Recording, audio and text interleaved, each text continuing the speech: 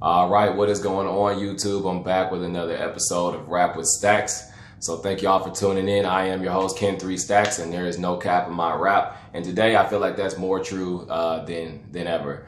We're going to be talking about, y'all can tell from the title, we're going to be talking about just the boycotts going on in the NBA bubble right now for the playoffs across all sports, really. With the boycotts going on, it's really something commendable to think about the athletes taking that step forward.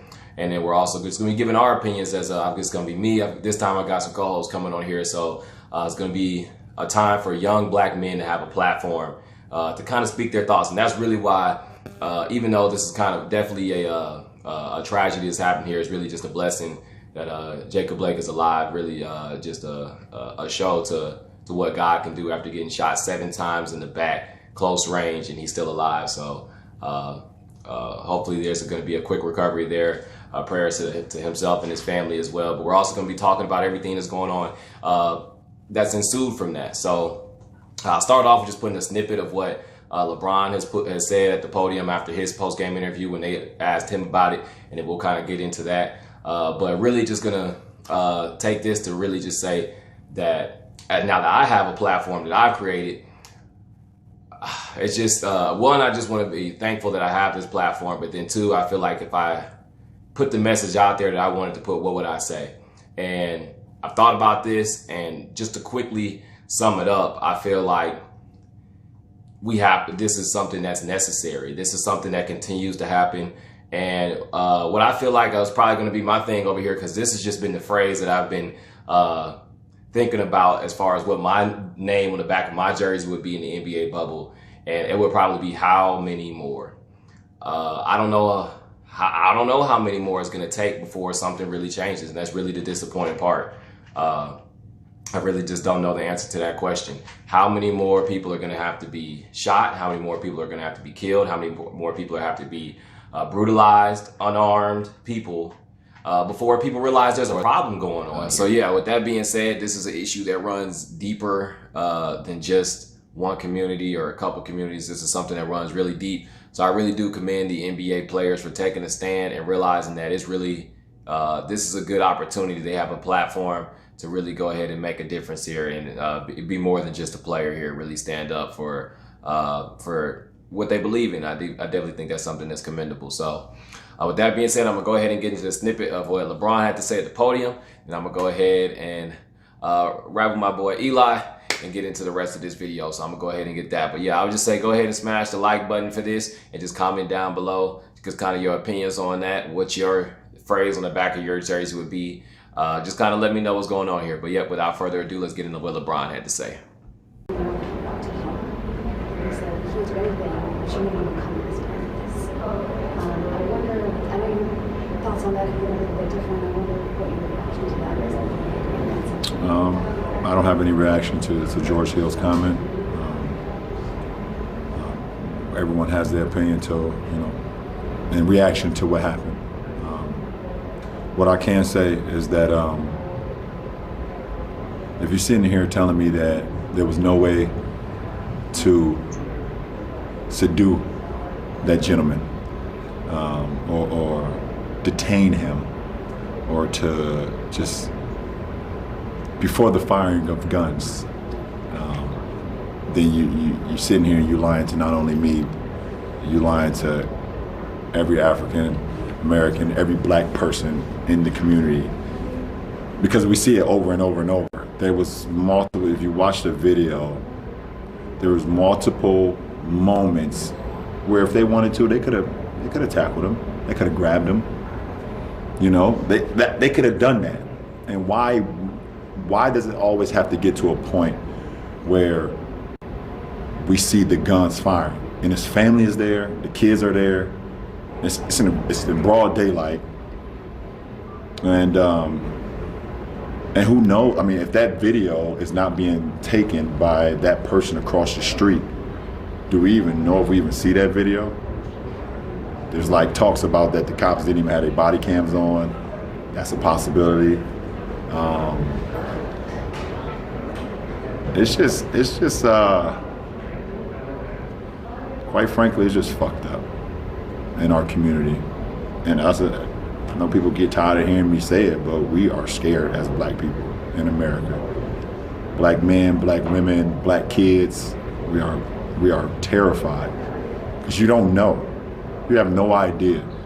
You have no idea how that cop that day left the house. You don't know if he woke up on the good side of the bed. You don't know if he woke up on the wrong side of the bed. You don't know if he had an argument at home with a significant other. You know if one of his kids said something crazy to him and he left the house steaming.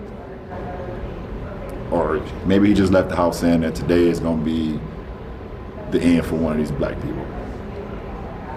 That's what it feels like. That's what it feels like. All right, so we got a host on here. You know, during the pandemic, we got to stay remote, so we're doing the Zoom call here. But I got my boy Elijah here, so I'm gonna let you introduce yourself. So go ahead and give him the spiel, give me all your ads, let them follow you. What's up? Let them know who you are. All right, what's up, y'all? My name is Elijah Died. Some people call me Eli for short. I don't care which one you call me, but you know, I love sports. I love the NBA. You can follow me on social media at Salute Young Eli. That's salute, like a salute, young and Eli, E-L-I. And I'm just here to give my thoughts on, you know, sports, basketball, where we are as a country, and, you know, what we can do to keep pushing the movement. Cool. So that's him. I'm gonna go ahead and edit that. Make sure y'all got his links in there. Go ahead and follow him. He's probably gonna be a consistent host on here. This is the homie. So glad to have you on. So I'm gonna go ahead and let you give your spiel. I don't know, gave my spiel. So we just saw the snippet of LeBron at the post game podium there when they were talking about not only Mamba Day, but also like the events going on with the Jacob Blake shooting here. So for you, I'll just go ahead and let you rap. So like, what's your spiel on like the whole thing of like how this is all transpired and how you think like the NBA boycott is really affecting what's going on here? It's definitely affecting a lot. I mean, we really saw this start with like the coronavirus when the NBA was the first organization to stop, you know, all things. So that right there shows how big the NBA's impact can be. But with the shooting of Jacob, you know, it's real sad that something like this is still going on in our country. You know, it's 2020 and we still have, you know, this injustice and, you know, racism going on in this country. You know, it's real sad to see, you know, life still being this way. But as far as that impacting, you know, the NBA, you know, I think they really do go hand in hand, even though sports and, you know, racial things and politics are really, you know, two different things. They can still coexist in like the same thought, because, you know, there's the NBA is ran and the players in the NBA are mostly black, and, you know, that's what is mostly affecting right now is black people, because we're still in this country, we're still treated, you know, way different from white people. And I think the thing is that really like the owners of like big corporations, that's who we need to start not really attacking, but that's really the people that really need to come forward and you know, really say something about what's going on, because at the end of the day, we are funding those people at the top of these big organizations. We're giving our dollars to these people, you know, but we're following the players, not necessarily the organization. So what they need to do is come down and, you know, support the movements. I forgot really the rest of the question, but they really need to come down and support the movements, because we're funding them. Like, we're giving us their money for free. The players are playing for the owners. They're playing for the coaches. They're playing for the owners, and most of them are white. And, you know, with that being said, I think a lot of things need to be done. I think the bubble, you know, it's cool that I'm gonna support whatever the NBA is doing, players. So if they're gonna start back playing, that's fine. If they cancel, it's fine. Because at the end of the day, I know it's all for a bigger cause. So I'm here for it. Yeah, facts. I hear you on that. So, yeah, I really like that perspective of it, because really, I think that's what it's really going to take. It's going to take more than just us. It's going to take, you know, some of the people from the top to really understand that, you know, this is something bigger than just what's affecting you know, some of the streets. It's affecting as you've seen, like a lot of the professional athletes really have deep ties into some of these events. You never really know who might be cousins or who might have grown up with someone or whatever. So, yeah, I think that's a good perspective to put on there, that we got to understand is deeper than just supporting your favorite player. It goes all the way. There's so many levels to it. So, yeah, I think that's a good perspective here. But just following that up with where we at right now. So where we at right now, last night, the Lakers and the Clippers, they were heated. They stormed out of the meeting. They said they didn't want to play. They talked about it way late into the night last night. They have agreed now that they are going to go ahead and try to restart the season. So I think we're probably going to try to do that on Friday. Tomorrow, go ahead and get the bubble back going. So from here that we're catching up on that, how do you think this is going to change? Like, is anything going to change about how players perform on the court? Is this going to affect people's focus? Like, how do you think going forward the bubble is going to close off? And then getting back into the sports side of it, I know my boy is a Celtics fan here, but who do you think really got a good chance to go all the way? The finals matchup that you're seeing, and then also after this, who's going to win it all? Tell me who's going to hold that trophy up. Starting off with the first thing you said, you know, I think their focus will pretty much be the same as how it was a few days ago. Because we saw them go back. We saw them form the bubble. Like, it took a lot to even have the bubble. Like, we weren't even going to have the bubble. Like, that took a whole lot of effort itself. So that's why I really think they, you know, went back to the bubble. It's not going to stop because it took so much effort to even be there. And I think the players' focus is probably going to be the same as how it was a few days ago. We're seeing some real good basketball right now. Donovan Mitchell, Jamal Murray, like, dropping game. Like, you know, I think it's going to be the same as far as that. Until, like, I mean, who's to say somebody won't get shot tomorrow? And, like, you know, people, you know, start acting crazy again, you know. But, you know, I still think it'll be the same. It's just a matter of, you know, we just got to keep pushing. Like, we got to keep promoting the injustice on the platforms that they have. You know, the NBA, they have the biggest platform, like, in the world right now, especially as far as sports, you know, and Twitter. You know, they have such a big platform. I think they can go coexist at the same time. So they just got to keep doing that. You know, having those post-game interviews, keep talking about the injustice. You know, keep having that momentum. Because once it stops, you know, you won't see it no more. So they just got to keep doing it because they're on TV, they're live. We following these people like LeBron James is one of the biggest athletes in the world, one of the most popular people in the world. So that's who we're looking up to right now, you know, to really speak for us and all the other players in the league right now. Jaylen Brown, Fred VanVleet, George Hill, Malcolm Brogdon, all these people, you know, speaking out right now. It's really good to see that. And, you know, I think it'll be the same. They're going to finish the season. After the season's over, we just got to keep that momentum and keep pushing. After they leave the bubble, it's got to be the same. It's got to be the same effort as how it is when they're in the bubble. It's got to be the same out the bubble. But as far as the playoffs, man, yeah, I'm a Celtics fan. I see us. Yeah, I'm right now. I'm going to say we're getting out of the East. You know, it's going to be harder for Toronto. It's going to be a hard series in Toronto because with the loss of yeah, I wouldn't say I'm worried. It's gonna be real tough though. I can see it going either way, but I feel like we have the best three players in the series. To be honest, with Jason Tatum, Jaylen Brown, and Kemba Walker, that's a hard three guards or forwards to match up with for anybody. Like, because they're real versatile, especially Jaylen Brown and Jason Tatum. They can match up with anybody on the court. It's hard to stop them. They all average 20 a game, so if one of them's off, somebody's gonna make up for that. Those lost points. But the Bucks are really tough. The Bucks and the Heat. These last four East teams are really tough. Like, I wouldn't be surprised if either of these four teams come out the East. Like, because they're all like low key, like kind of equal. Like the Heat, Bucks. Like, it's hard to really say right now. My bias is gonna say Celtics at the end of the day. But coming out of the West, man, I got the Lakers. You know. At the end of the day, LeBron, I think they have the two best players in any series with LeBron and AD. A lot of people thought the Blazers would be real challenging for the Lakers, but I mean, LeBron, that just shows you how really good LeBron and AD are. Like, especially AD, because people really didn't think he was on that level. People say he's never really been in the playoffs for real, but I mean, he's performing right now. He's putting up some great numbers. The Clippers. That'll be their most challenging matchup is the Clippers, but we'll see how that plays off with Luka and the Mavs. It sucks that Porzingis is going through this right now because I think they really could have ended that series a little earlier. Porzingis was healthy, in my opinion, and Luka's ankle was healthy too. But I got the Lakers and the Celtics in the finals, 2020 finals. Rest in peace, Kobe. You know. think they're gonna do it for.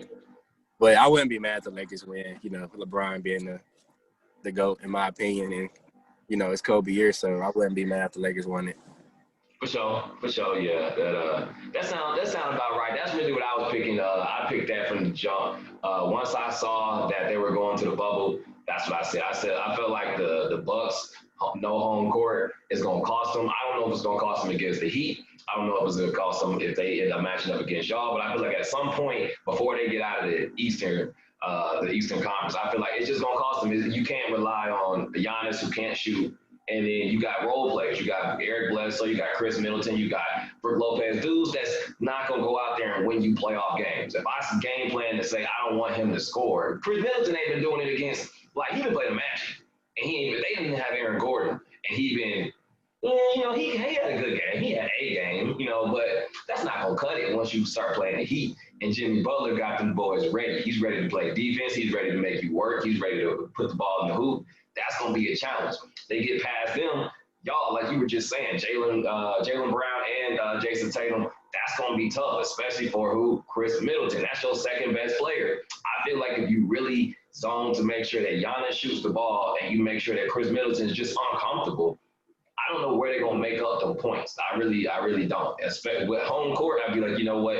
I'll give it to DiVincenzo. I'll give it to Brook Lopez. I'll give it to some guy that just Eric Bledsoe to go off for you for one night, get you enough to get you through a 4-game series. But in this bubble area, I don't know. So I'm gonna agree with you. I'm gonna take the Lakers out the West mainly because of watching how the Clippers are playing right now. I don't know what's going on, whether it's some chemistry issues or something going on in the head. Paul George talking about like his mental issues, but that's not championship stuff. Like you got to battle through that. I understand it's outside of conditions or whatever, but the Lakers, like, what I'm saying, they looking like they clicking on all cylinders, and they have the best player in the world, and they might have the best big man in the world. So you combine that with the fact that they're experienced, they're ready to go, and you got the issues that the Clippers are having against the Mavs. Now, don't count the Mavs are a quality team. But without Kristaps, you're supposed to make this work. So I mean, if it goes 7, it's really gonna be concerning for the Clippers.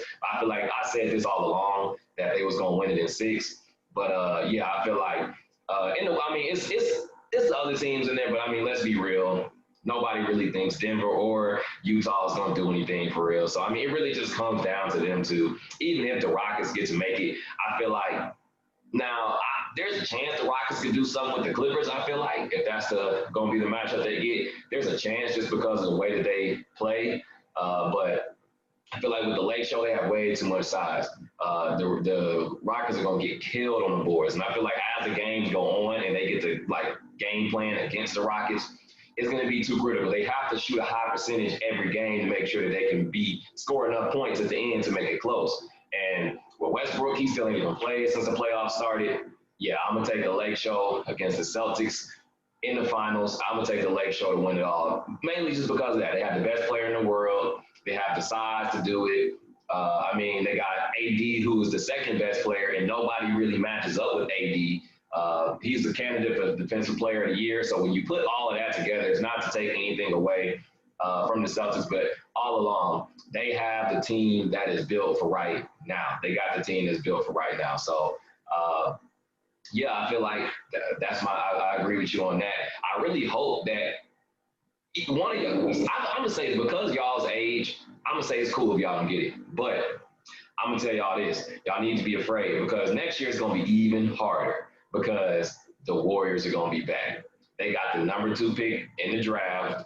They're going to trade that. They're going to have Steph, Clay, A. Wiggins, who they might trade to, but we'll see. We'll see what happens with that. Still going to have Draymond, and they're going to have the number 2 pick, which they're going to trade for a player who's right now ready to make something shape. So, I mean, I feel like you already got the West is going to be nuts. You know the Lakers going to reload in the offseason. They're going to get the pieces that they really want around LeBron. The Clippers going to reload. All the heavy hitters going to do what they need to do, but the Warriors are about to come. So, I mean, I feel like only because y'all have y'all's youth behind y'all have chances to continue to make it, continue to get yours. But I'm glad the NBA is competitive again. I'm glad to see it. So, I hope y'all get it this year because it's going to be tough. Yeah, respect. Sure. NBA is real tough. It's real competitive. Like especially at the beginning of the season, I was like, I don't know who's gonna come out. Like, I don't know who's gonna come out.